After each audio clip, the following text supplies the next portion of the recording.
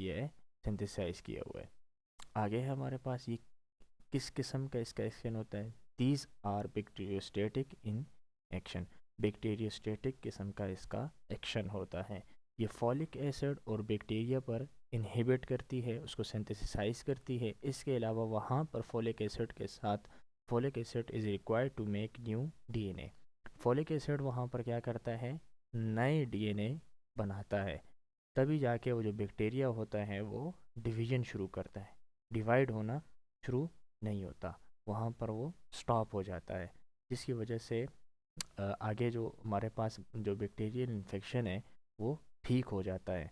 आगे हमारे पास sulphonamide are use to treat pneumonia and urinary tract infection. Sulphonamide हमारे पास नमोनिया को ट्रीट करता है, जो हमारे पास लंग्स डिजीज़ है। इसके अलावा हमारे पास यूरिनरी ट्रैक इन्फेक्शन को ट्रीट करता है। नेक्स्ट है हमारे पास टेट्रासाइक्लिन। टेट्रासाइक्लिन हमारे पास स्ट्रेप्टोमाइसिस बैक्टीरिया से डिराइव किया है। इसके अलावा ये हमारे पास एंटीबायोटिक, वो एंटीबायोटिक है जो बैक्टीरियोस्टेटिक भी है। इसके अलावा ये बैक्टीरिया को इनहिबिट और प्रोटीन सिंथेसिस को इनहिबिट करने में अहम किरदार अदा करती है। आगे हमारे पास tetracycline are use to treatment in the treatment of infection. अब ये हमारे पास टेट्रासाइक्लिन जो है ट्रीटमेंट में, किस ट्रीटमेंट में काम करती है, इन्फेक्शन में। कौन से इन्फेक्शन में, रिस्पायरेटरी ट्रैक में, सिनिसिस में, मिडल ईयर।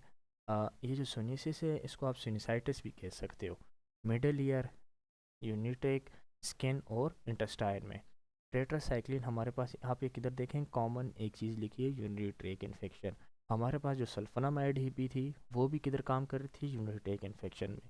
अगर आपको कोई और जो है कोई और आर्गन नहीं याद होता या कोई और जगह आपको ट्रीटमेंट के लिए नहीं याद, तो यूरिनरी ट्रैक इन्फेक्शन ही याद कर ले। ये दोनों में कॉमन है, सेफालोस्फेरिन में भी ये कॉमन है। आगे हमारे पास cephalosporin are derive from species of bacteria cephalosporium. Cephalosporium से सेफालोस्फेरिन को डिराइव किया है। इसका काम क्या है, अब हमने ये सारे ऊपर पढ़े थे कि बैक्टीरियोस्टेटिक है, लेकिन सेफालोस्फेरिन हमारे पास बैक्टीरियोसाइडल है।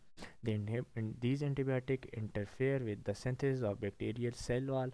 सेफालोस्फेरिन is use to treat pneumonia. किस में काम करती है, नमोनिया में काम करती है। स्ट्रेप थ्रॉट में काम करती है, टॉन्सिलाइटिस में काम करती है, ब्रोंकाइटिस में, various types of skin infection में काम करती है, गोनोरिया में और यूरिनरी ट्रैक इन्फेक्शन में। तो आपको एक चीज़ कॉमन नज़र आई कि यूरिनरी ट्रैक इन्फेक्शन तीनों में हमारे पास क्या है, कॉमन है। नेक्स्ट है हमारे पास antibiotic resistance. Antibiotic plays an extremely important role in modern medicine. आपको पता है कि हमारे पास मॉडर्न मेडिसन में एंटीबायोटिक क्या अपना की रोल पैदा करती है। मतलब आप जब भी जाते हैं तो आपको एक एंटीबायोटिक, दो एंटीबायोटिक फिजिशियन जो है वो लाजमी प्रिस्क्राइब करके देता है। वजह क्या होती है, ताकि आप जल्दी से ठीक हो सको और बैक्टीरिया से निजात हासिल कर सको। आगे हमारे पास when bacteria are expose to the same antibiotic over and over, the bacteria can change and no longer infected by the same antibiotic. मतलब क्या है, अगर आप एक एंटीबायोटिक को बार बार इस्तेमाल करते हो तो आपका जो बैक्टीरिया है वो चेंज होना शुरू हो जाता है, जिसकी वजह से दोबारा उस पर इफ़ेक्ट नहीं प्रोड्यूस होता। मतलब वो बैक्टीरिया अब उससे इफ़ेक्ट नहीं होगा, इसलिए हम क्या करते हैं, एंटीबायोटिक को चेंज करते हैं। Bacteria have number of ways to become antibiotic resistant. Bacteria के लिए बहुत ज़्यादा नंबर हैं क्या बनने के लिए, एंटीबायोटिक रेजिस्टेंस बनने। फॉर एग्जांपल हमारे पास क्या है, they possess an internal mechanism of changing their structure. Internal mechanism में वो अपनी स्ट्रक्चर को क्या करता है, चेंज करता है। इसी वजह से वहाँ पर एंटीबायोटिक जो होती है वो अपना काम नहीं कर सकती।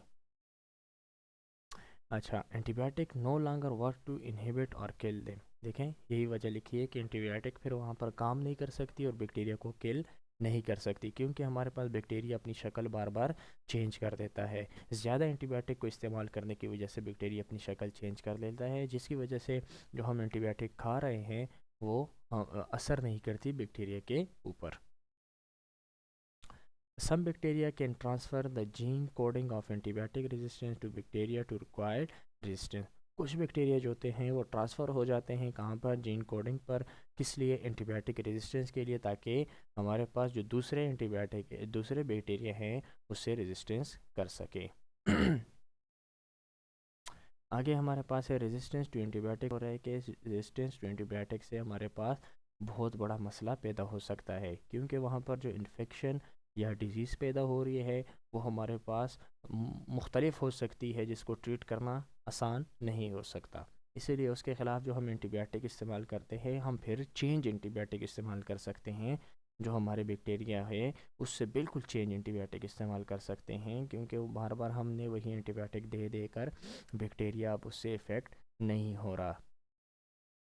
इसीलिए वहाँ पर जो बैक्टीरिया है वो फिर पावरफुल हो जाता है। आगे हमारे पास वैक्सीन।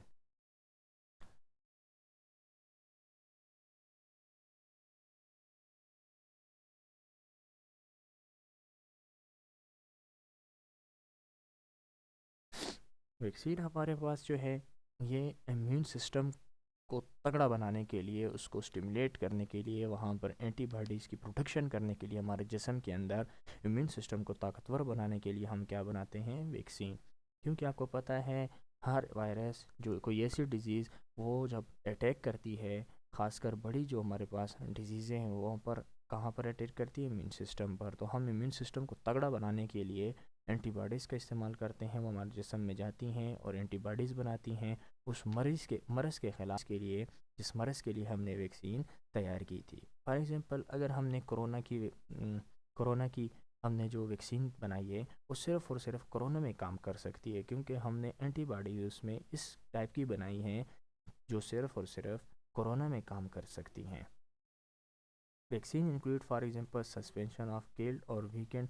मतलब क्या है, या तो बिल्कुल वैक्सीन उसको ठीक किल करती है या उसको कमज़ोर बनाती है उसको, ताकि वो बॉडी में जम्स ना फैला सके। फॉर एग्जांपल अब कॉमन क्या तरीका है हमारे पास इंजेक्शन की फॉर्म में, कुछ हमारे पास वैक्सीन होती हैं जिस तरह पोलियो है वो हम ओरली फॉर्म में देते हैं, ताकि कुछ हमारे पास नेज़ल स्प्रे की फॉर्म में होती हैं, कुछ हमारे पास लाइफ टाइम इम्यूनिटी के लिए हम वैक्सीन देते हैं जो छोटे बच्चों में अक्सर हम देते हैं, ताकि लाइफ टाइम के लिए वो ठीक रह सके। नेक्स्ट हमारे पास है व्हेन अ वैक्सीन इनएक्टिवेटेड और weakened germs to their component और टॉक्सिन।